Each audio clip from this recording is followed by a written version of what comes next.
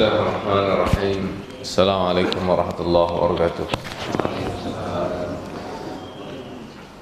Alhamdulillahirabbil alamin wa shalli wa sallim ala al-mab'uts rahmatan lil alamin nabiyina Muhammad wa ala alihi wa ashabihi wa sallama tasliman katsiran amma ba'd. Jamaah salat subuh rahmati Allah tabaraka wa taala. Segala puji hanya milik Allah Azza wa Jalla. Kita menyanjung dan memuji Allah dalam kesempatan yang mulia ini. Kita dapat duduk sejenak mendengarkan ayat-ayat Al-Quran Karim, mendengarkan ayat-ayat Allah Tabaraka wa Ta'ala yang akan kita bawakan, yaitu tafsir dari surat Al-Asr.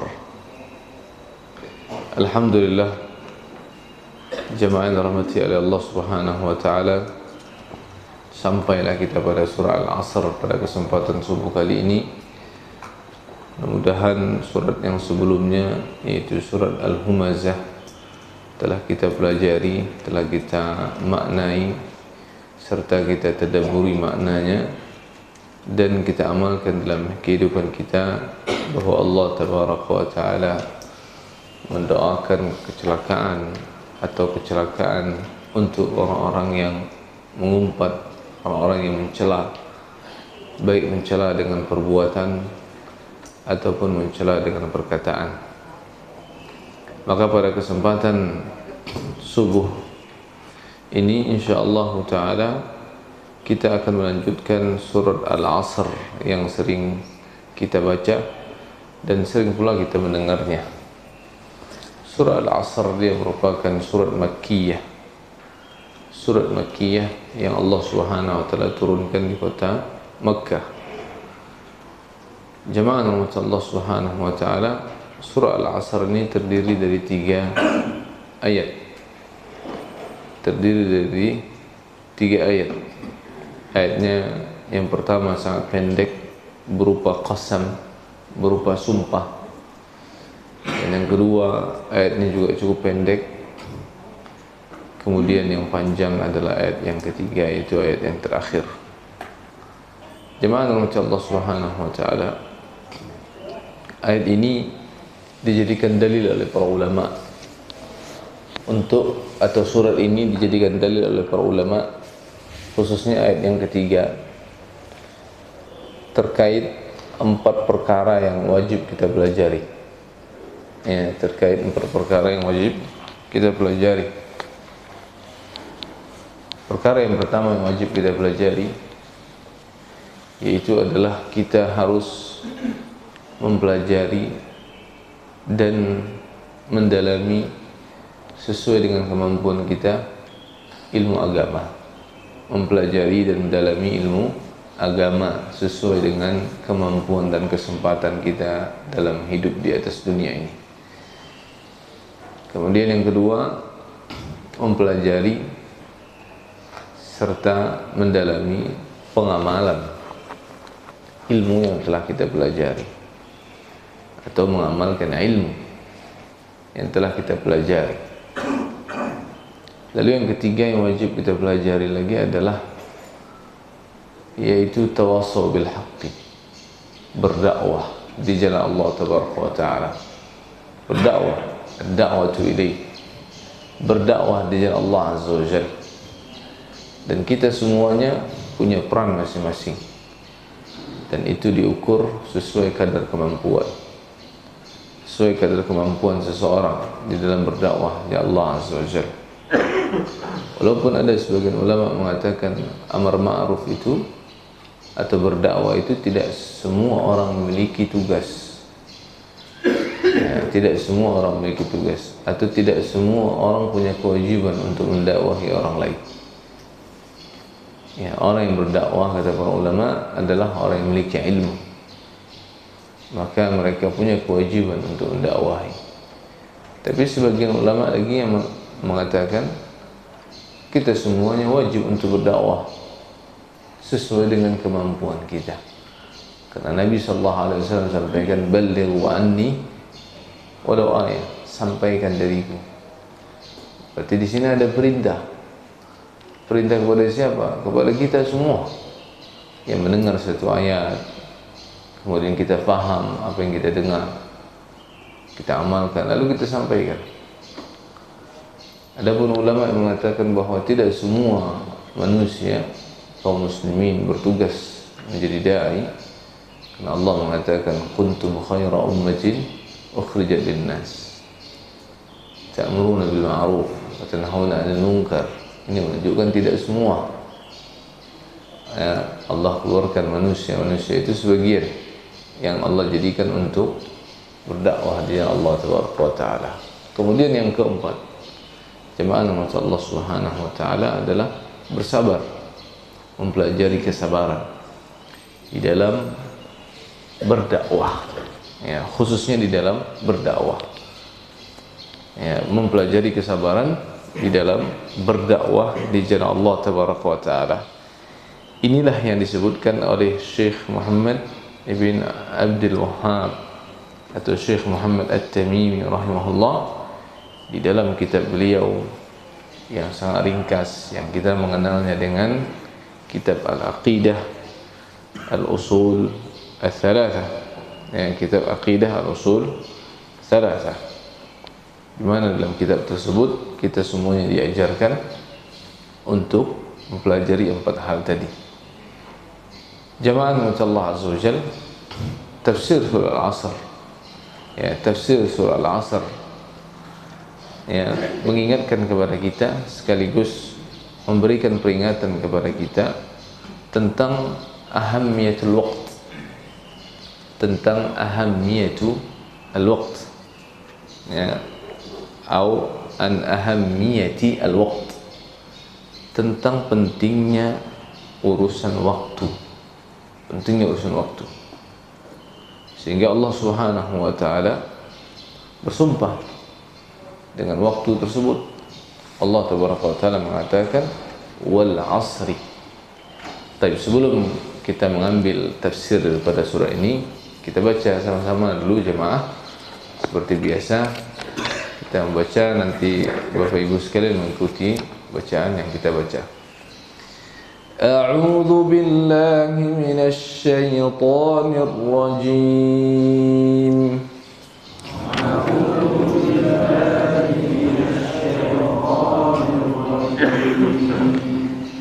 Bismillahirrahmanirrahim. Bismillahirrahmanirrahim. Wal 'asr. Wal 'asr.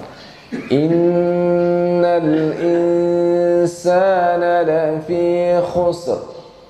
Innal insana lafi khusr. إلا الذين آمنوا وعملوا الصالحات وتواصوا بالحق. إلا الذين آمنوا وعملوا الصالحات وتواصوا بالحق. وتواصوا بالحق وتواصوا بالصبر.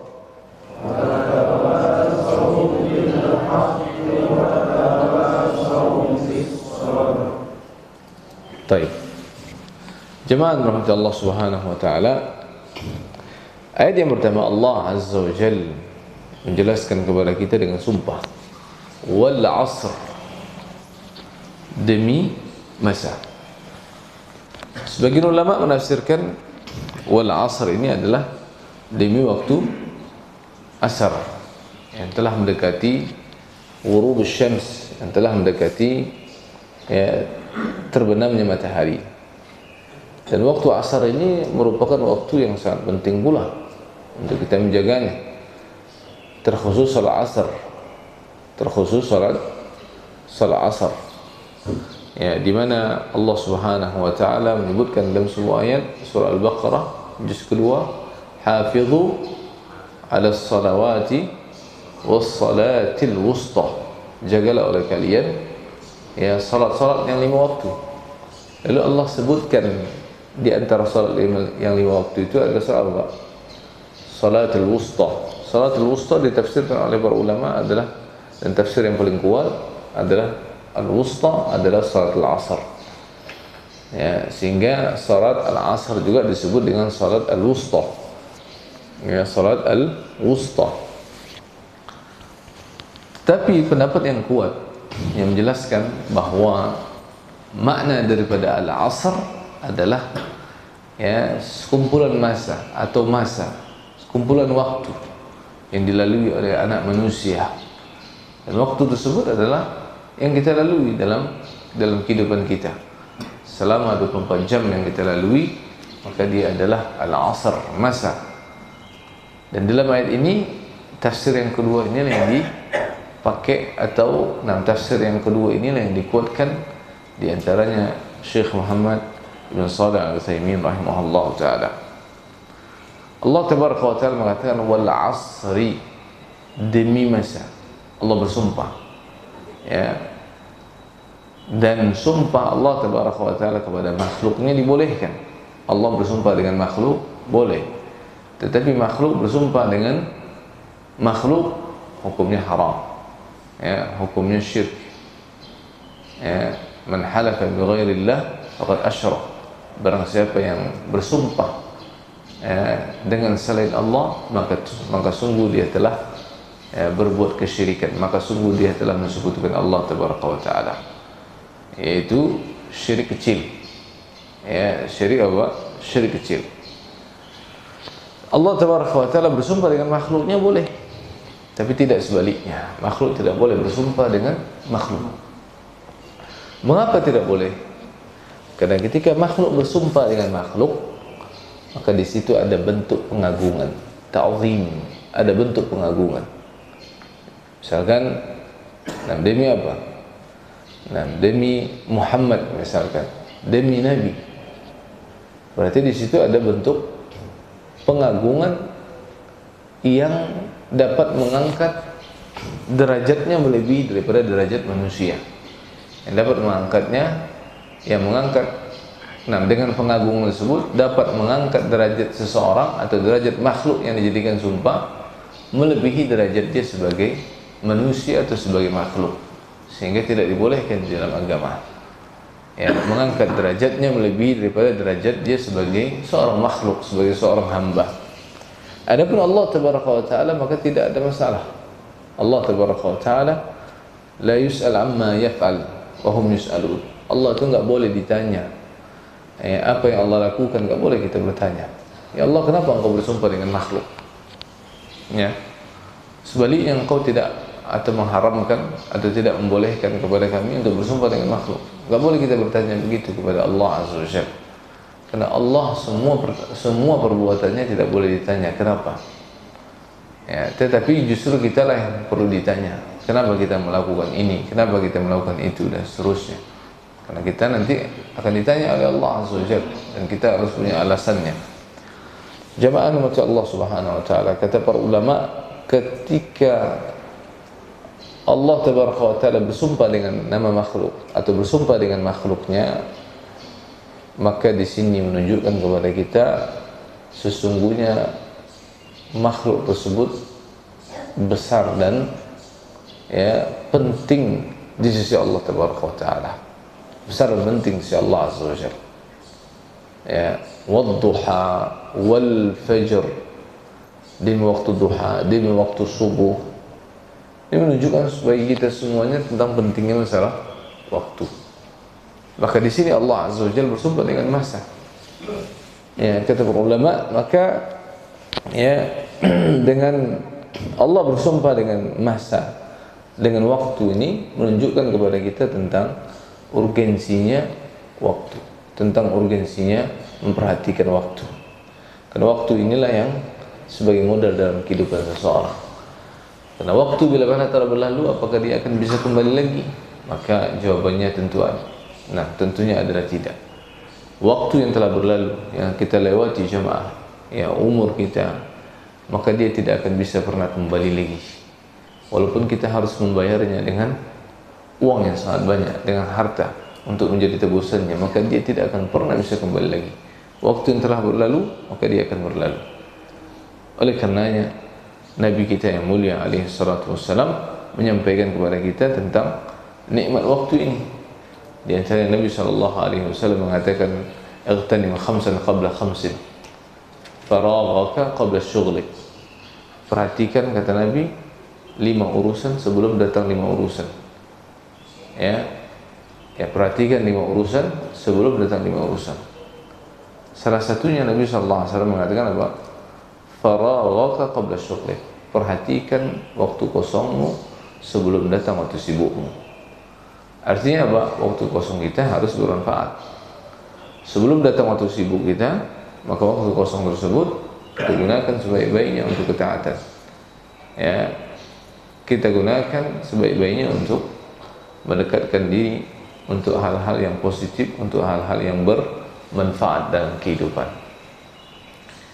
Nabi SAW dalam hadis yang lain juga menjelaskan, ni'matani maghbunun fihima katsirun minan nas, as-sihhat wal faragh.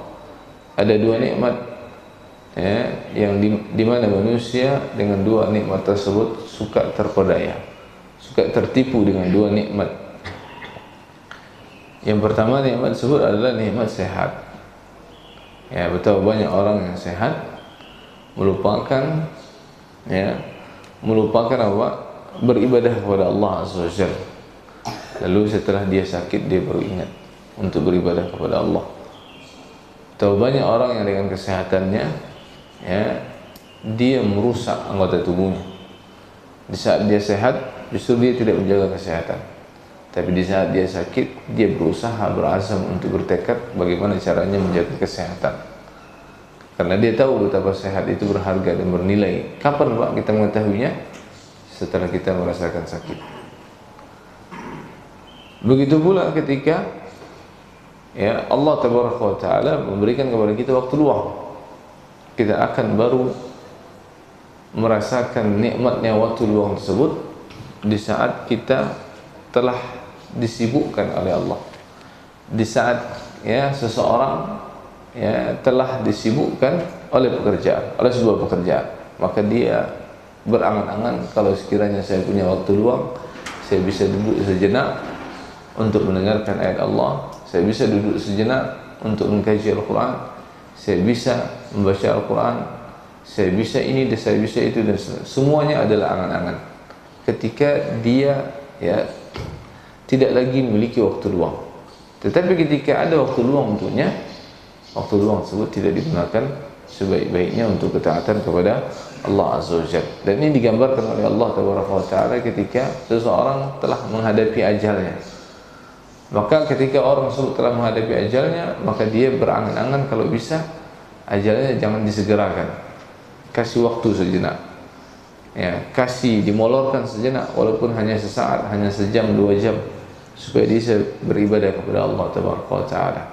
Tapi apa kata Allah? وَلَن يُؤَخِّرَ اللَّهُ نَفْسًا إِذَا جَاءَ أَجَلُهَا وَاللَّهُ خَبِيرٌ بِمَا تَعْمَلُونَ. Allah tidak akan pernah mengakhirkan ajal seseorang kalau sudah datang waktunya.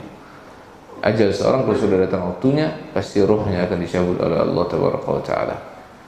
Jemaah yang dirahmati Allah Subhanahu wa Ta'ala, banyak hadis Nabi sallallahu alaihi wasallam dan perkataan para ulama tentang masalah waktu, tentang masalah waktu ini. Ya. Kemudian ayat yang kedua, innal insana lafi khusr. Sesungguhnya manusia betul-betul di dalam kerugian. Betul-betul dalam kerugian. Jemaah rahmat Allah Azza wa Jalla, di dalam ayat ini Allah Tabaraka wa Ta'ala menggunakan 3 al-muakkidat, menggunakan 3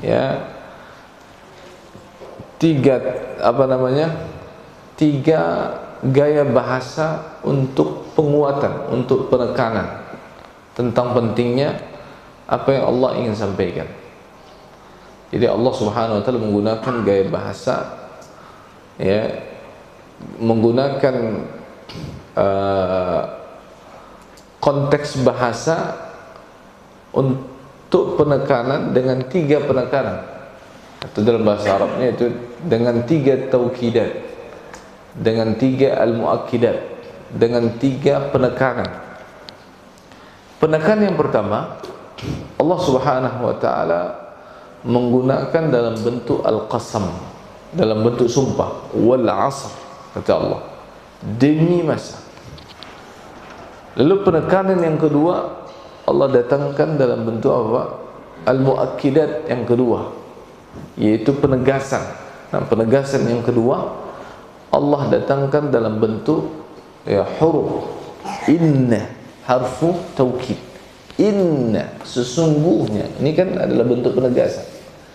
Ya, kalau penegasan yang pertama dalam bentuk sumpah, wal 'asr, demi masa, kata Allah. Innal insana. Ya, Allah datangkan penegasan, ya, bahasa penegasan yang kedua dalam bentuk huruf inna, sesungguhnya, kata Allah. Manusia itu yaitu siapa manusia? Kita semua sebagai manusia. Sesungguhnya manusia itu, kata Allah. Al-insan, alif lam di sini adalah alif lam namanya al-istighraqiyah. Alif lam al-istighraqiyah. Alif lam al-istighraqiyah itu untuk menjelaskan kepada kita semua jenis manusia tanpa terkecuali. Ya, al-istighraq artinya apa? Mencakup semuanya, al-istighraq. Ya, dari gharik. Kalau gharik itu artinya tenggelam, Pak. Ya, kalau al-istighraq berarti apa?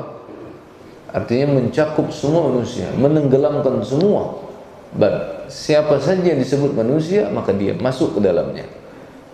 Di dalam ini Allah Tabaraka wa Ta'ala mengatakan sesungguhnya manusia, ya, alif lam di sini adalah alif lam al-istighraqiyah untuk menjelaskan jenis manusia, semua jenis manusia. Ya. Buktinya bahwa alif lam di sini adalah al-istighraqiyah, kata Syekh Muhammad sallallahu alaihi wasallam, alif lamnya bisa diganti dengan kullu. Ya, inna kulla insanin, nah itu Pak. Inna kulla insanin bisa diganti dengan kul. Kul itu artinya apa? Semua. Kullu artinya semua. Ya. Alif lamnya bisa diganti dengan kullu. Tapi bukan kita mengganti ayat, enggak boleh. Tapi maksudnya kalau kita i'rabkan ini alif lam ini bisa digantikan dengan kullu. Maka sehingga dia cocok dijadikan sebagai alif lam al-istighraqiyah. Innal insana, sesungguhnya semua manusia, kata Allah. Nah, ini harusnya menjadi perhatian kepada kita. Karena Allah menyebutkan di sini semua manusia, berarti kita masuk di dalamnya. Ya, penegasan yang kedua lewat huruf inna. Penegasan yang ketiga juga sama, lewat huruf juga. Lafi khusr, kata Allah. Innal insana lafi, la di sini juga, ya, untuk menegaskan lagi. Lafi, betul-betul berada di dalam kerugian. Lafi khusr. Allah datangkan dalam bentuk lam, huruf yang ketiga untuk menegaskan. Lalu Allah datangkan dalam bentuk fi, ya, fi harf apa? Harfu jarrin, huruf yang menjarkan, yang mengkasrahkan isim. Fi, ya, yaitu fi al-zarfiyah, fi yang bermakna di atau di dalam. Sesungguhnya manusia betul-betul berada di dalam, ya, tenggelam berarti kan di dalam. Ya, ini kalau orang yang ngerti bahasa tentunya, ya, kalau orang yang ngerti bahasa Arab tentunya, ya, maknanya ini sangat dalam sekali. Padahal Allah bisa saja berfirman dengan mengatakan innal insana la khasir. Ya, innal insana la khasir. Ya, innal insana la khasirin. La khasir juga bisa. Sesungguhnya manusia berada, ya, berada dalam kerugian. La khasir, atau sesungguhnya manusia itu merugi. Bisa kalau kita mau, kalau Allah pengen mendatangkan kalimat khasir itu isim fa'il. Ya, nama khasir itu isim fa'il. Tapi Allah Tabaraka wa Ta'ala mendatangkan kalimat yang subhanallah tidak ada yang bisa mensifati saking dalamnya dan kerugian manusia itu melainkan dengan kalimat ini, innal insana lafi khusr, kata Allah, sesungguhnya manusia itu betul-betul berada dalam kerugian. Ini akan dirasakan dzauqul arabi, dzauq apa namanya,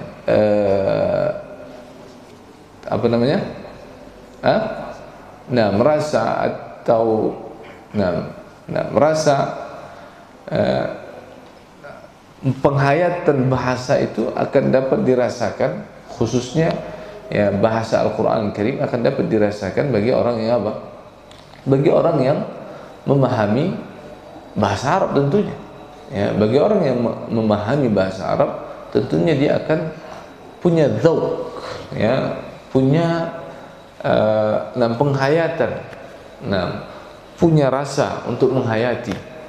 Nah, di sinilah Bapak sekalian Allah Azza wa Jalla, kenapa ya kita melihat sebagian orang ketika dibacakan Al-Quran Karim tidak ada hatinya tergerak atau hatinya tidak merasakan nikmatnya apa yang dibaca, ya, nikmat apa yang didengarkan dari ayat Al-Quran Karim, ya, karena memang tidak punya dzauq, karena tidak punya hati untuk menghayati, ya. Nah, salah satunya adalah mengerti bahasa Arab. Maka ketika orang yang mengerti bahasa Arab, dia pasti menikmati apa yang dibaca atau apa yang dia dengar dari ayat Al-Quran Karim, menikmati karena dia mengerti apa yang sedang dibacakan. Apalagi kalau dia mendalami bahasa tersebut, tidak hanya sekadar mengetahui hadihi dzalika tilka, ya, tidak hanya sebatas kepada masmuka, kaifahaluka dan seterusnya, tapi lebih daripada itu memahami nahwu, memahami balaghah, ya, balaghatul Quran, memahami balaghah, ya, memahami al-fasahah, ya, apalagi nanti kalau mempelajari balaghatul Quran, ya, mempelajari ilmu bahasa, mempelajari balaghah, ya, dan keindahan tata bahasa dalam Al-Quran. Wah, itu subhanallah, kalau sudah mempelajari itu Bapak dan Ibu sekalian Allah Azza wa Jalla, maka baca Al-Quran itu terasa sangat nikmat,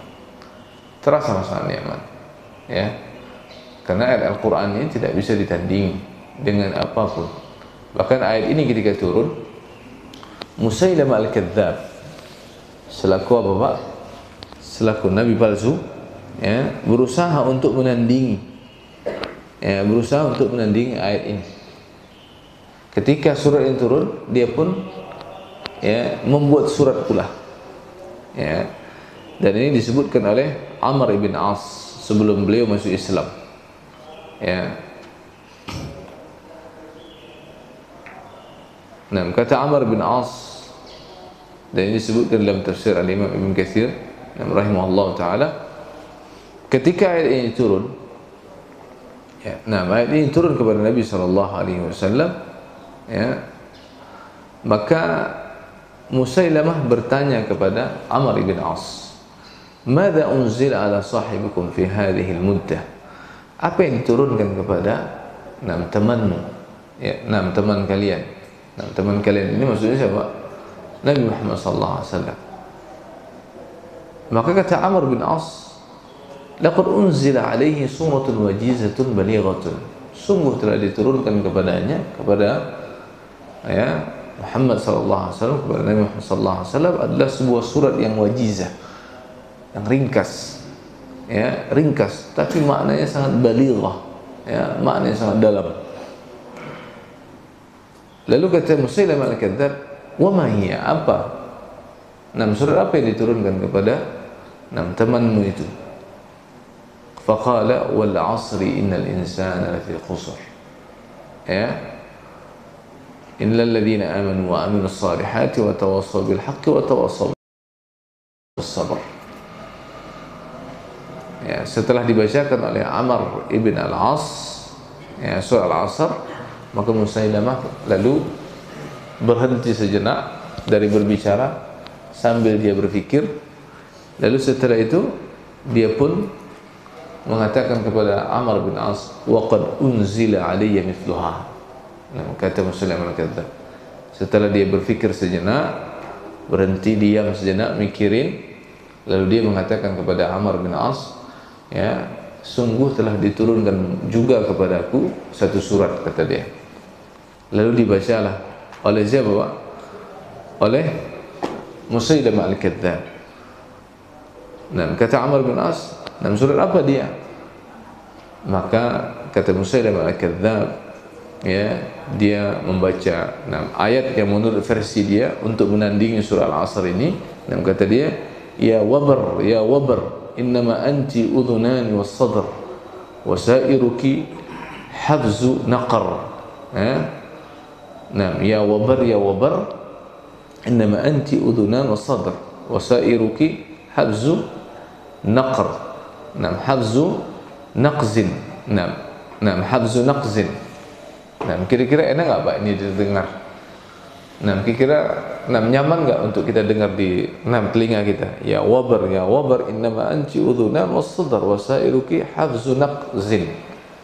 Ya, jauh ya. Dengan Allah tabaraka wa taala mengatakan wal 'asr innal insana lafi khusr. Enak didengar. Ya, tataan bahasanya, susunan kalimatnya, nggak ada yang dapat menandingi Al-Quran Karim. Maka setelah Musailamah al-Kadzdzab, dia bercerita tentang hewan ini, Pak, ya. Tentang hewan. Ya wabar, innama anti udhunan was-sadr. Lalu kata Musailamah al-Kadzdzab, kaifa tara ya Ammar? Bagaimana pendapatmu wahai Ammar terhadap atas surat yang diturunkan kepadaku ini barusan? Faqala lahu Ammar.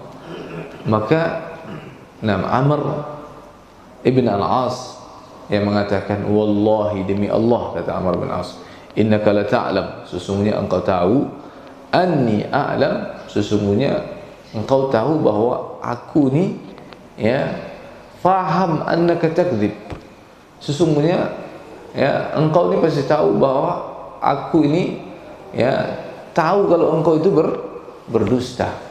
Ya, engkau itu berdusta, bukan sebagai seorang nabi. Ya, engkau itu berdusta. Dan tentu jauh orang yang mengerti bahasa, apalagi, ya, yang diajak dialog juga adalah orang yang mengerti, orang yang jago berbahasa Arab, Amr bin As. Dan beliau adalah salah seorang pemuka Quraisy. Dan tentunya, ya, kita tahu orang-orang Quraisy adalah orang-orang yang sebagiannya mereka yang ahli di dalam membuat syair. Bahkan penyair sekalipun tidak dapat menandingi ayat Al-Quran Karim. Makanya Allah Subhanahu wa taala katakan apa? Fa'tu bihi. Dalam ayat Allah Subhanahu wa taala katakan apa? Di dalam surah Al-Baqarah itu, fa'tu bi suratin min mithlihi atau fa'tu bi ayatin min mithliha. Ya, datangkan satu ayat saja. Satu ayat saja, Pak. Satu ayat saja. Enggak usah satu surat. Kalau satu surat nanti kepanjangan. Satu ayat saja yang semisal ayat dari Al-Quran Karim, maka enggak ada satupun yang dapat membuat satu ayat tadi. Jamaah rahmatullah Allah azza wajalla, innal insana lafi khusr, kata Allah, sesungguhnya manusia berada betul-betul tenggelam di dalam kerugian. Ya, bahwa manusia yang bagaimana? Semua manusia berada dalam kerugian. Ya, sesungguhnya kita ini merugi. Sama hal juga kita, Allah Subhanahu wa taala katakan apa? Innal insana khuliqa halu'a. Ya, sesungguhnya manusia itu apa? Diciptakan dalam apa? Dalam keadaan berkeluh kesah. Manusia itu watak aslinya, sifat aslinya adalah berkeluh kesah.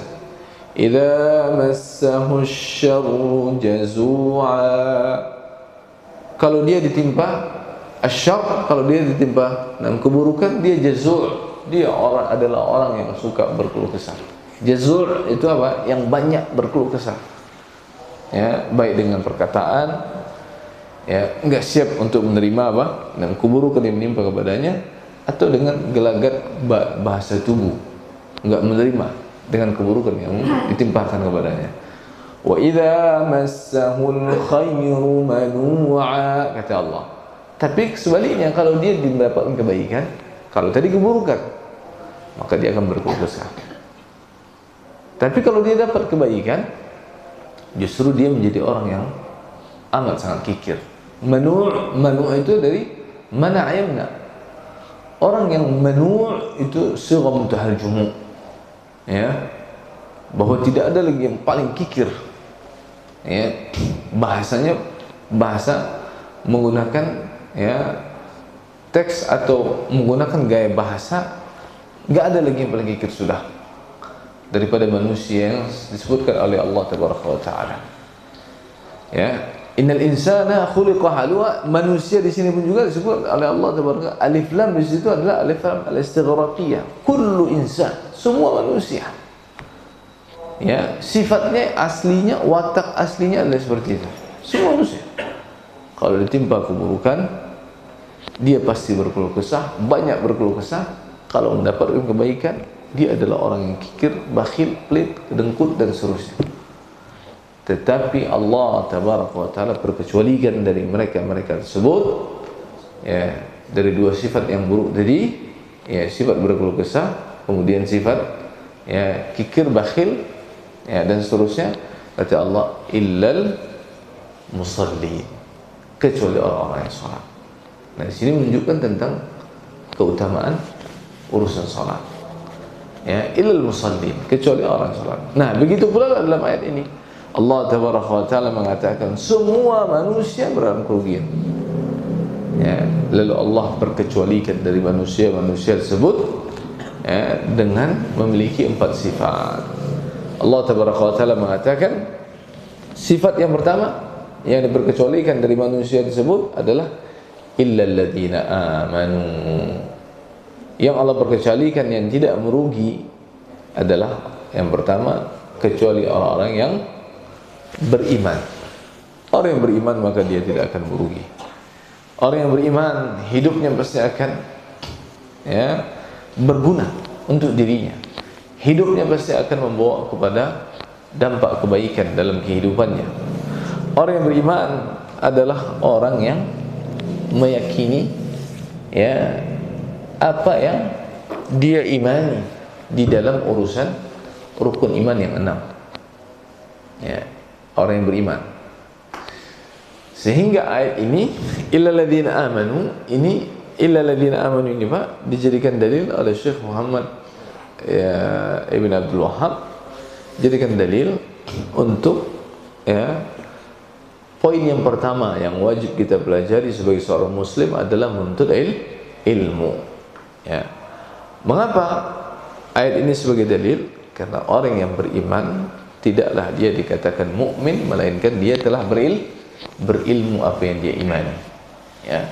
Gak mungkin orang itu beriman kalau gak punya ilmu. Orang yang beriman itu adalah orang yang berilmu.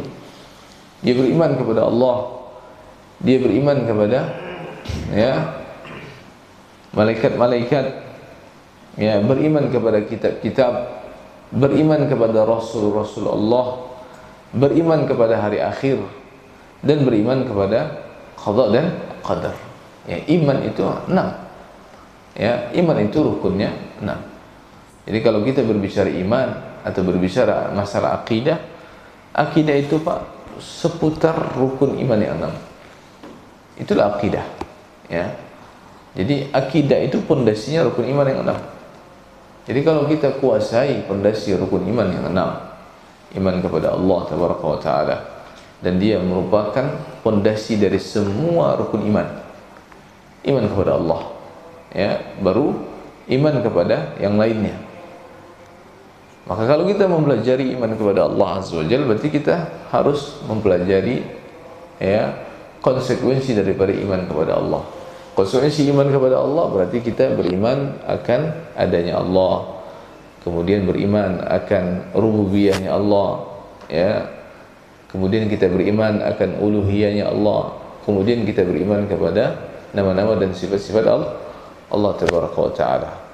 Ya, ini harus kita imani, ini harus kita fahami. Ya, ini harus kita fahami. Tapi jamaah Allah Azza wa Jalla, illa alladziina amanu, kecuali orang-orang yang beriman. Ya, orang-orang yang beriman yang bagaimana?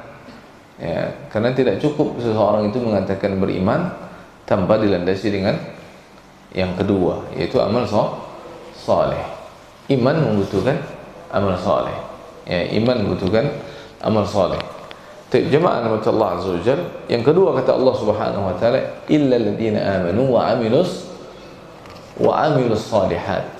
Ya, kecuali orang-orang yang beramal saleh. Kecuali orang-orang yang beriman dan orang-orang yang beramal saleh. Ya, orang-orang yang beramal saleh, maka dia bukan menjadi orang-orang yang merugi di atas dunia. Tidaklah disebut sebagai amal saleh melainkan amalan tersebut harus memenuhi dua unsur, dua syarat. Ya, amal saleh itu, ya, karena amalan itu akan dia dibagi menjadi dua. Nah, amalan itu dibagi menjadi dua. Ada amal saleh, ada amal sayyi, ada amal buruk. Ada amal baik, ada amal buruk. Ya, amal baik itu adalah amal yang atau amalan. Nah, amal baik itu adalah amalan yang memenuhi dua unsur, yang harus memenuhi dua syarat. Pertama apa? Mukhlishan lillah, ikhlas karena Allah tabaraka wa taala. Dan yang kedua adalah mutabi' atau al-mutaba'ah ala Rasulillah, mengikuti petunjuk Rasul sallallahu alaihi wasallam. Maka dia dikatakan, baru bisa dikategorikan sebagai amal saleh. Ya, barulah dia dikatakan sebagai amal saleh. Makanya Allah tabaraka wa taala menjanjikan kepada orang yang beriman dan beramal saleh. Apa janjinya, Pak? Dalam surah An-Nahl ayat 97 kalau tidak salah saya, man amila salihan min dzakarin aw untha wa huwa mu'min falanuhyiyannahu hayatan thayyibah. Orang yang beramal saleh, baik dari kalangan laki-laki, dari kalangan ayah, ibu, dari kalangan istri, suami, ya, lalu dia beriman, landasan amal solehnya adalah iman, ikhlas. Karena amal soleh ini nggak bisa dikatakan dia sebagai amal soleh kalau nggak ada landasan apa? Imannya. Kalau nggak ada landasan akidah. Ya, makanya orang banyak berbuat kebajikan. Orang di luar Islam itu kan banyak berbuat kebajikan, Pak. Ya, kadang suka menderma, kadang mendonasikan separuh dari hartanya. Orang luar Islam. Bahkan ketika kaum muslimin mendapat musibah, mereka bantu. Bahkan kita melihat sekarang ketika Palestina, Gaza jajah, kita lihat semua belahan dunia turun ke jalan gitu ya, untuk membela, ya, untuk membela kepentingan kaum muslimin yang sedang dijajah. Bahkan bukan hanya turun ke jalan mereka, tapi bahkan juga mendermakan hartanya, memberikan bantuan, ya, memberikan bantuan kemanusiaan. Siapa mereka melakukan itu? Orang luar Islam. Ya. Nah, orang Islam juga demikian, banyak. Ya. Tetapi apakah mereka yang mendermakan hartanya itu dari orang luar Islam dikatakan amalan mereka amal soleh? Maka jawabannya adalah apa? Jawabannya adalah tidak. Bukan amal soleh. Ya. Tapi kalau dengan bahasa kita mengatakan yaitu perbuatan baik, ya betul perbuatan baik. Tapi perbuatan baik yang dimaksudkan di sini bukanlah amal soleh yang diinginkan oleh Allah Tabaraka wa Taala yang dapat ganjaran. Sebagaimana seorang muslim kalau dia beramal soleh dapat ganjaran, sedangkan mereka nggak dapat, nggak diterima sama Allah Tabaraka wa Taala, nggak diterima oleh Allah Azza wa Jalla. Tapi kalau mereka masuk Islam, maka semua amal soleh, semua amal kebajikan yang mereka lakukan dahulu sebelum muslimnya akan dihitung nggak, Pak? Sama Allah akan dihitung, ya, akan dihitung semuanya. Keburukan yang mereka lakukan, ya, bertransaksi riba, berzina, kemudian minum khamar, bahkan membunuh, semuanya akan dihapuskan. Inilah kebaikan Islam, ya, kebaikan Islam kepada orang-orang yang dulunya kafir, lalu masuk Islam, ya, semua daripada dosa-dosanya diampuni sama Allah, lalu kebaikan-kebaikannya dahulu semuanya akan diikut sertakan, sehingga ketika dia masuk Islam dia sudah dapat pahala yang banyak. Masuk Islamnya sudah berpahala, kebaikan-kebaikan yang dia lakukan dahulu sebelum dia masuk Islam juga sudah ada pahalanya insya Allah taala. Ya. Baik, jemaah Allah azza wa jalla, illa alladziina aamanu wa 'amilus shalihat. Ya, yaitu orang-orang yang beramal saleh. Beramal saleh yang telah memenuhi dua unsur tadi. Ya. Dua unsur di dalam mengamalkan amalan, yaitu ikhlas, dan yang kedua adalah mutaba'atur Rasul sallallahu alaihi wasallam.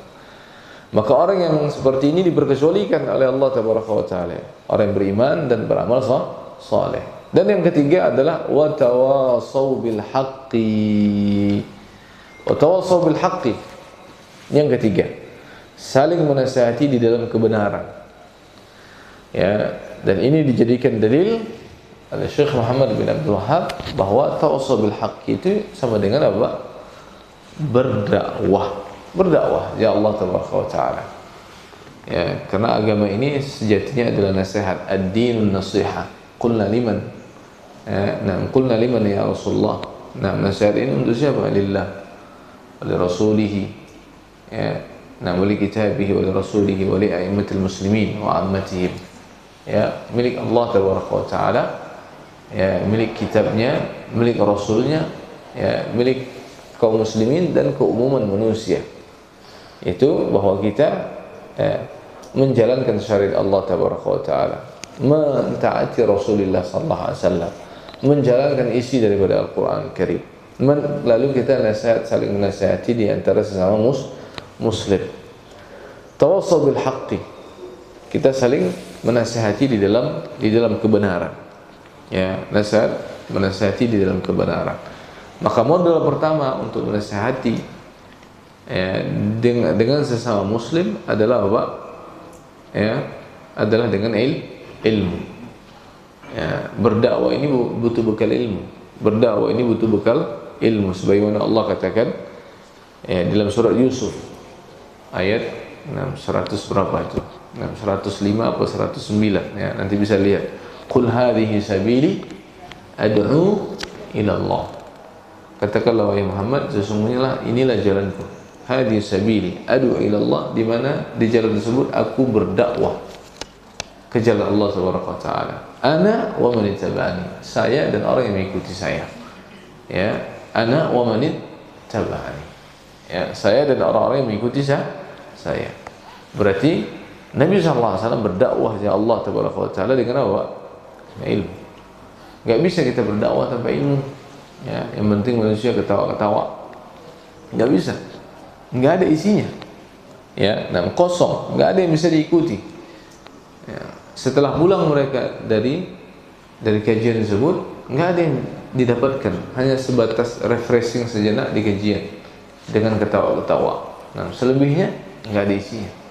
Nggak ada pesan-pesan, nilai-nilai yang ingin disampaikan dari Al-Quran, dari hadis-hadis Nabi SAW.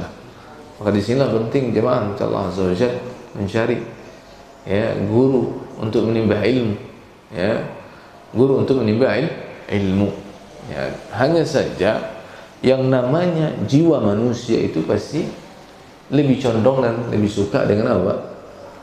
Lebih suka yang disukai oleh hawa nafsu. Hawa nafsu kita itu lebih suka berapa? Ketawa-tawa, santai-santai, kan gitu ya. Apalagi ya, kajian ada yang bisa membuat ketawa-ketawa, itu lebih senang. Ya, jiwa kita lebih senang. Ya. Tapi kalau yang serius, baca kitab misalkan, dia cepatlah itu tidurnya, cepatlah kita itu bosannya gitu. Ya, bukan berarti nggak boleh tidur, Pak ya. Boleh, silakan. Kalau di kajian saya boleh silakan tidur. Tapi nanti setelah bangun tanya apa yang di sampingnya. Tadi apa yang dijelaskan, biar dapat ilmunya. Ya, biar dapat ilmunya. Silakan. Tapi jemaah Allah Azza wa Jalla, ya, ilmu yang diajarkan adalah ilmu. Ya, yang didakwakan adalah ilmu. Inilah jalannya para anbiya, jalannya para nabi. Innal anbiya lam yuwarithu dinar wala dirham, wa innama warathul ilma. Dan ini juga menjadi keutamaan. Ya, ilmu ini menjadi keutamaan. Karena dia merupakan warisan para nabi. Karena nabi itu tidak mewariskan uang dinar, dirham saja tidak. Bahkan ketika Fatimah ya meminta kepada Abu Bakar As-Siddiq tanah di Khaybar, ya, maka Abu Bakar As-Siddiq tidak memberikan harta warisan Nabi yang ada di Khaybar kepada Fatimah. Ya, sehingga hal ini membuat ya sedikit di antara para sahabat, sehingga membuat sedikit ada semacam gesekan, ya sedikit semacam gesekan. Yang namanya hati manusia, sahabat juga sebagai manusia butuh kepada harta. Tapi karena Abu Bakar As-Siddiq sudah mendengarkan wasiat Nabi SAW, tanah di Khaybar tersebut bukan untuk diwarisi, maka Abu Bakar tidak memberikan kepada Fatimah. Dan Fatimah minta, ini warisan ayah saya, kan gitu. Ya, tapi Abu Bakar sebagai sahabat Nabi, ya, yang bangun tidur bersama Nabi SAW, senantiasa menemani Nabi, jadi dia lebih tahu dan dia banyak mendengar ya wasiat-wasiat Nabi SAW. Maka tanah Khaybar tidak diberikan kepada Fatimah radhiyallahu taala anha. Ya, sehingga yang diwarisi sama Nabi untuk anak-anaknya nggak ada. Bahkan ya baju besi untuk digunakan oleh Nabi sallallahu alaihi wasallam, yang digunakan oleh Nabi untuk berperang saja digadaikan. Ya, Nabi gadaikan. Ya, Nabi saja menggadaikan apa? Baju besinya. Untuk apa? Mendapatkan bahan pokok makanan, gandum. Subhanallah, ya. Nabi ketika meninggalnya, ketika wafatnya, ya, bajunya itu masih tergadaikan kepada orang Yahudi untuk mendapatkan makanan. Betapa sulitnya, betapa susahnya. Padahal seorang Nabi berdoa saja sama Allah, ya Allah turunkan dari langit makanan. Kira-kira turun nggak Pak? Bisa Allah turunkan. Sebagaimana Nabiullah Isa alaihissalam berdoa kepada Allah, ya, maka Allah turunkan. Ya, Allah turunkan langsung. Ya, ketika kaumnya minta, ketika Bani Israel minta, ma'idatan minas sama' takunu lana 'idan li awwalina wa akhirina wa ayatan mink warzuqna wa anta khairur raziqin. Allah turunkan langsung. Tapi tidak demikian, agar nanti umatnya tidak terus menengadah ke atas langit menunggu apa? Makanan turun dari langit langsung, kan gitu. Jamaah Allah Subhanahu wa taala tawassul bil haqqi, ya, saling nasihati di dalam kebenaran. Dan ini tugas kita semuanya. Kita mestilah berupaya untuk menasihati. Ya. Yang pertama yang wajib kita nasihati adalah orang yang paling terdekat dengan kita. Ayah kita, orang tua kita, kemudian pasangan kita, istri kita, suami kita. Dan yang paling lagi dekat lagi adalah anak-anak kita. Nasihati mereka. Apalagi di zaman kita sekarang ini, subhanallah, pergaulan anak-anak ini luar biasa, bapak sekalian. Nah, ibu-ibu sekalian, kalau enggak dikontrol, Allah musta'an, hanya kepada Allah lah kita mengadu. Zaman kita saat ini, subhanallah, dulu ya rokok itu ya ada wujud fisiknya, kan gitu Pak ya. Nah, ada wujud fisiknya. Ya, sekarang pun juga ada wujud fisiknya. Tapi betapa mudahnya rokok itu sekarang sudah diganti dengan vape, gitu kan? Ya. Kayak apa namanya dia? Nah, kayak flash disk ya. Nah, kayak flash disk. Orang tua yang orang tua yang masih jadul gitu kan ya. Nggak tahu kalau anaknya bawa apa? Bawa vape. Ya. Dikiranya flash disk atau dikiranya apa? Jangan sekarang, subhanallah, ya, tahu mudah anak-anak untuk mengkonsumsi itu, ya, untuk mengkonsumsi rokok tersebut. Bahkan ini ya tidak hanya kepada anak-anak yang ada di luar, anak di pesantren bawa vape, di pesantren bawa, subhanallah, di pesantren mereka berani bawa vape. Nah, pesantren, ya, yang notabene-nya apa? Mengajarkan ya kebaikan, mengajarkan akhlak. Berani bawa ada satu dua yang bawa, yang lain ikut mau mencoba. Oh ternyata enak, wangi gitu kan, apalagi bermacam-macam rasanya. Akhirnya coba, yang lain ikut mencoba, ya akhirnya ingin pula memiliki vape itu, belilah dia. Nah, ketika liburan, kunci kamarnya, orang tua nggak tahu, apalagi orang tuanya serba sibuk, sudah nge-vape dia di dalam, nggak ada yang tahu. Baunya tidak seperti bau rokok, beda kan? Beda. Ya, kalau orang tua mungkin kalau bau asap rokok tahu, tapi kalau ini berbeda. Subhanallah, jemaah Allah azza wajalla. Ya, di zaman sekarang fitnah yang begitu hebat. Belum lagi gadget.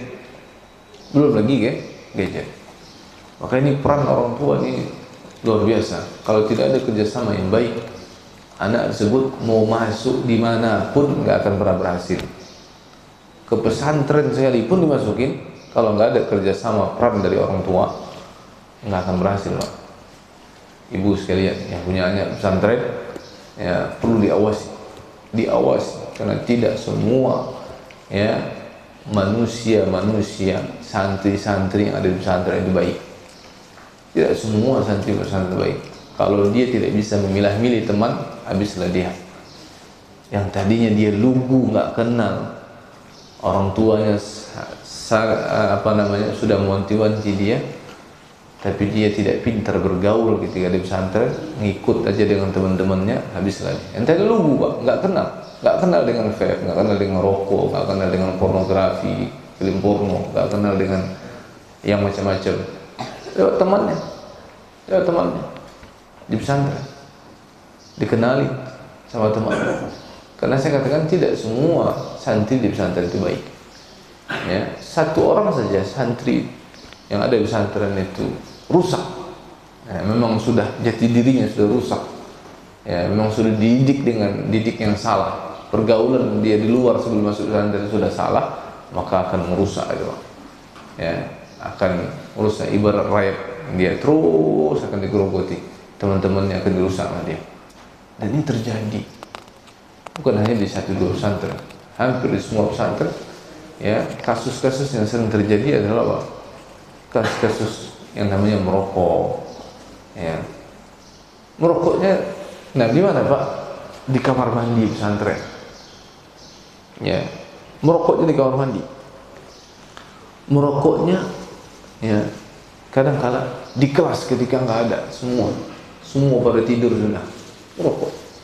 Allah, ya, ini butuh orang tua pulang ke rumah dikontrol, ya, mau dikontrol. Nah ini yang antum kaderisasi ini perlu nih antum utus ya. Nah mereka ke pesantren kan, perlu juga untuk ditanya, untuk diperhatikan pergaulannya. Ya, jangan sampai udah kita utus, kita biayai, kita sekolahkan, tahu-tahu rusak kan gitu kan. Sayang sekali. Ya. Begitu pula kita, nah jemaah Allah SWT punya anak, bahkan ibunya cucu misalkan, perlu diawasi, dikontrol. Ulang dia dari pesantren, dilihat kira-kira akhlak, adabnya semakin baik atau semakin buruk. Ya, jangan kita biarkan terus menerus. Ya pastinya dengan pola kita sebagai selaku orang tua melakukan pendekatan kepada mereka dengan pola-pola yang baik dan tentunya nasihat-nasihat yang baik. Tapi dia harus terbuka. Dan ini juga Pak harus ada seninya ini, orang tua harus punya seni. Bagaimana anak nyaman untuk curhat kepada kita. Ini kadang-kala ada anak yang tidak nyaman curhat kepada orang tua, sehingga masalahnya sudah menumpuk, masalahnya sudah menggunung di tempat sekolahnya atau di pesantrennya, baru ketahuan. Nah, ini sangat disayangkan sekali Pak, karena dia mau curhat sama orang tuanya tidak terbuka. Orang tuanya, misalkan ada orang tua yang tidak sabar, ada orang tua yang temperamen, ada orang tua yang model begini dan seterusnya, nggak bisa dia untuk curhat. Baru ketahuannya setelah dia melanggar, dipanggil sama ustadznya atau dipanggil sama gurunya, baru diketahui. iya Ustaz, selama ini saya nggak bisa curhat dengan orang tua. Nah, orang tua saya begini, dan seterusnya. Nggak ada tempat dia untuk melampiaskan, untuk berkeluh kesah. Ini kita sebagai orang tua harus bisa nih, Pak. Harus bisa, apalagi di masa-masa anak-anak kita masih anak-anak sedang usia-usia sekolah. Karena yang namanya pergaulan dengan sesama temannya, ya tidak semuanya baik. Sehingga ketika dia ada tempat curhatan bagi dia, ini sangat baik sekali. Dia menumpahkan segala keluh kesahnya. Tapi jemaah Allah Azza wa Jalla, dan yang terakhir adalah watawasau bil haqqi. Ya, ini tadi berdakwah ya Allah Tabaraka wa Taala, saling nasihati. Maka saya katakan nasihat yang terbaik, nasihat yang pertama adalah nasihat kepada orang-orang terdekat dari kita. Watawasau bis sabri, dan ini yang terakhir, yaitu kita tutup dengan tawassul bis sabr, saling menasihati di dalam kesabaran. Ya, menasihati di dalam kesabaran. Nah, menasihati di dalam kesabaran ini ya, dibutuhkan kesabaran juga, Pak ya. Ya, kita di dalam berdakwah ini butuh sabar. Tetapi para ulama ya, rahimahullah menjelaskan sabar itu dibagi menjadi berapa? Dibagi menjadi tiga. Dibagi menjadi tiga. Ya, sabar di atas ketaatan, sabar meninggalkan kemaksiatan, as-sabru 'ala ta'ah, as-sabru 'anil ma'siyah. Ya, jangan as-sabru 'alal ma'siyah, Pak ya. Tapi as-sabru 'anil ma'siyah.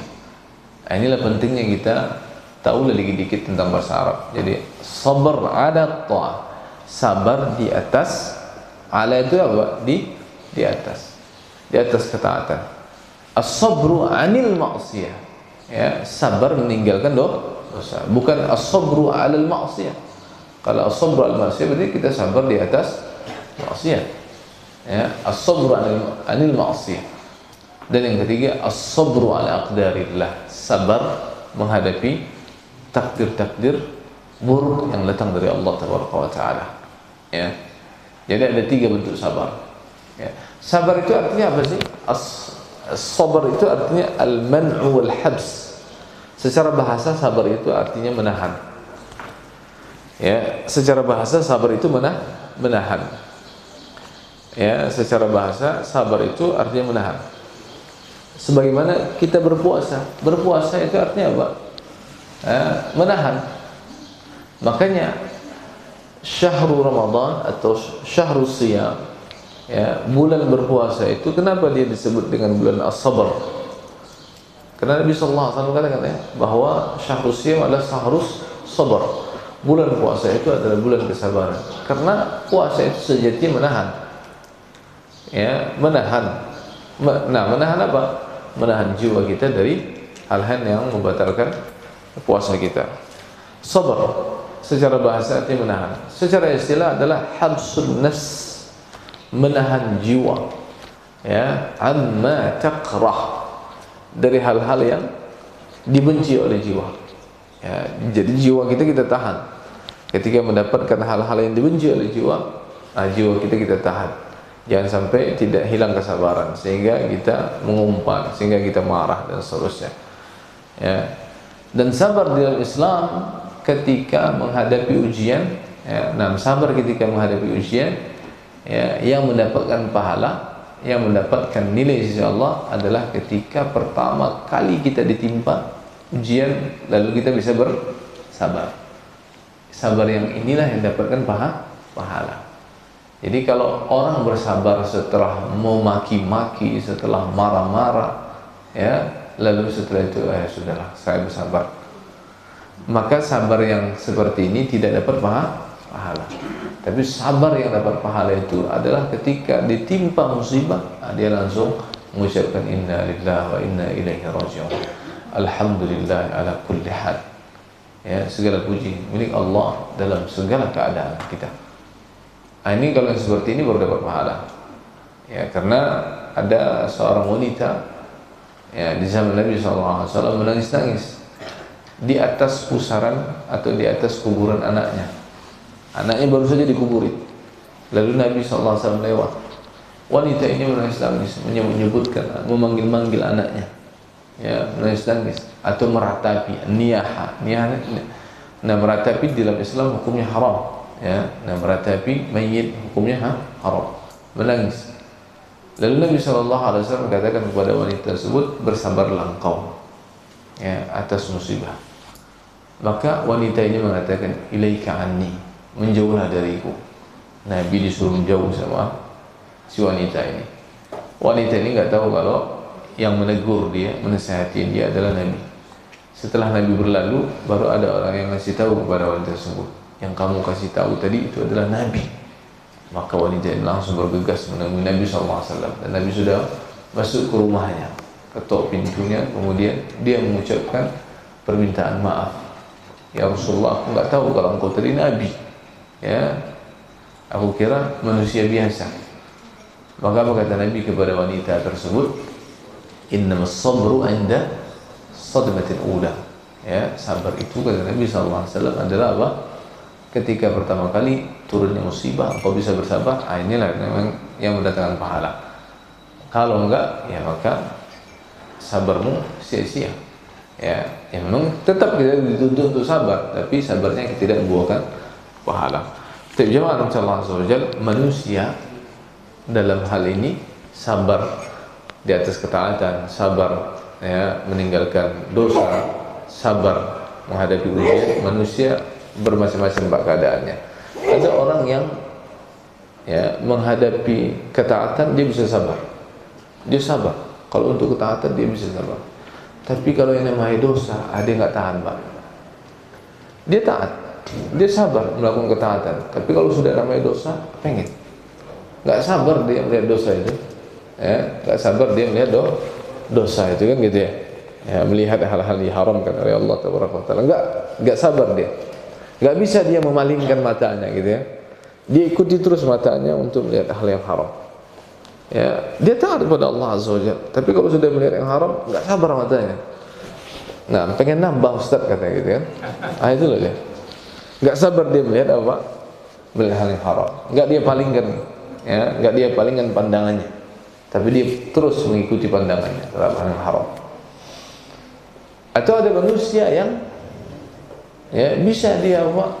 Sabar dari dosa dan maksiat, tapi nggak sabar untuk melaksanakan ketaatan kepada Allah Taala. Ada yang bisa dua-duanya, sabar sabar meninggalkan dosa, iya, kemudian dia juga sabar melaksanakan ketaatan. Tapi yang ketiga nggak kuat dia, ketika datang ujian, wah, dia tetap marah, murka. Ya, ketika datang ujian menimpa kepadanya, hartanya hilang, anak dan seterusnya timpa musibah yang lain, dia nggak sabar, berkeluh kesah rupanya. Inilah, maka sebaik-baik manusia adalah yang bisa melakukan sabar terhadap tiga hal ini, ya, yang bisa melakukan sabar terhadap hal yang tiga ini. Dan pahala bagi orang yang sabar tentunya amat sangat banyak sekali. Innallaha yuhibbus sabirin. Di antaranya Allah Taala mencintai orang-orang yang sabar. Bapak Ibu yang dirahmati Allah Subhanahu wa taala, kalau kita bahas tentang masalah sabar panjang, ya, apalagi membahas tentang masalah dakwah ya Allah Taala, ya, dan iman kepada rukun iman yang 6. Tapi kita sedang membahas tentang masalah tafsir. Mudah-mudahan singgungan-singgungan yang sudah kita bahas tadi di dalam surah Al-Asr ini dapat mengingatkan kepada kita tentang tiga sabar, tentang kewajiban berdakwah, tentang amal soleh, tentang iman. Karena sejatinya empat hal inilah yang dapat menyelamatkan kita dari kerugian di dunia, apalagi kerugian kelak di yaumul qiyamah. Wallahu ta'ala alam. Ini yang dapat saya sampaikan. Lebih dan kurangnya saya mohon maaf. Barangkali ada satu pertanyaan, ya. Baik. Karena waktunya sudah cukup jauh lewat, apa ya? Mungkin ada yang mau jogging bentar. Fadhal.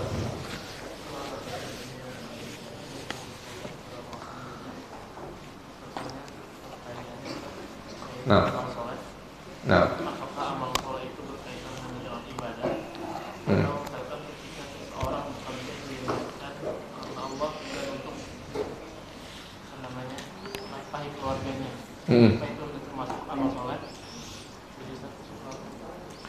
Iya. Amal soleh itu perkara yang mubah bisa menjadi amal soleh. Ya, perkara yang mubah bisa menjadi amal soleh bila mana kita niatkan ya karena Allah Tabaraka wa Taala. Perkara yang mubah bisa menjadi amal soleh. Misalkan apa? Makan, minum, istirahat. Ya, makan minum kita ini kita niatkan. Makan minum ini kan sifatnya mubah. Istirahat tidur itu mubah. Tapi dia bisa menjadi amal soleh. Artinya apa? Bisa menjadi ibadah, mendatangkan pahala. Nah, karena amal soleh ini kan apa? Mendatangkan pahala kan gitu ya. Kalau kita niatkan karena Allah Taala, ya Allah saya makan dan minum ini untuk menguatkan ibadah saya Allah. Ya, saya istirahat tidur nih Allah untuk menguatkan saya beribadah kepadamu. Maka dia jadi amal soleh. Bahkan seseorang meninggalkan dosa karena Allah, itu bisa menjadi amal soleh bagi dia, atau bisa menjadi ibadah bagi dia. Ya, kata Nabi SAW, orang yang meninggalkan ya dosa karena aku, maka karena aku ya, nah karena aku kata, nah itu karena Allah. Ya, nah orang yang meninggalkan dosa karena takut kepada Allah Azza wa Jalla, maka ya nah ini hadis qudsi. Nah kata Allah Azza wa Jalla, orang yang meninggalkan, hambaku yang meninggalkan dosa karena aku, maka faktub lahu hasanah, maka tulislah untuknya satu kebaikan. Padahal dia sudah berniat tadi Pak, udah berniat ingin berbuat dosa, berazam ingin berbuat dosa, tapi nggak jadi, dia urungkan niatnya. Kenapa? Karena ingat dia kepada Allah Taala. Maka orang yang meninggalkan dosa seperti ini bukan karena nggak ada kesempatan ya, bukan karena nggak ada kesempatan, bukan karena takut dilihat sama manusia, bukan karena takut ketahuan, tapi dia meninggalkan dosa itu karena ingat dia kepada Allah. Lalu dia tinggalkan dosa, dia urungkan niatnya, maka kata Allah, faktub lahu bihi hasanah, tuliskan untuknya satu kebaikan. Ya, tinggalkan dosanya satu kebaikan. Nah begitu pula lah ketika seorang yang bekerja menafkahi anak dan istrinya. Nah kata Nabi SAW, ya, apa yang engkau suapkan kepada istrimu, kepada keluargamu, kepada anak dan istrimu, walaupun hanya satu suapan, ya, maka dia yu'tabar sedekah, maka dia dihitung sama Allah sebagai sedekah. Jadi ya kita bekerja menafkahi anak dan istri kita ini, maka itu juga sudah masuk dalam kategori apa? Ibadah kepada Allah Taala. Jadi ibadah itu macam-macam. Ya, nah, ibadah itu macam-macam, amal soleh itu macam-macam. Ya, amal soleh itu macam-macam. Ada amalan hati, ada amalan lisan, amalan badan, ada amalan harta. Ya, ada empat. Ya, ada empat kata para ulama dibagi. Ya, ibadah atau amalan itu dibagi menjadi empat: amalan hati, amalan lisan, amalan badan, amalan harta. Semua empat hal ini jika dikerjakan karena Allah dapat pahala. Jika dikerjakan dapat pahala. Dan tentunya semuanya harus dilandasi dengan ikhlas. Itu karena Allah Taala. Nah, kita cukupkan sampai di sini Bapak Ibu sekalian. Kita tutup dengan doa kafaratul majlis. Subhanakallahumma wa bihamdika asyhadu an la ilaha illa anta astaghfiruka wa atubu ilaik. Assalamualaikum warahmatullahi wabarakatuh.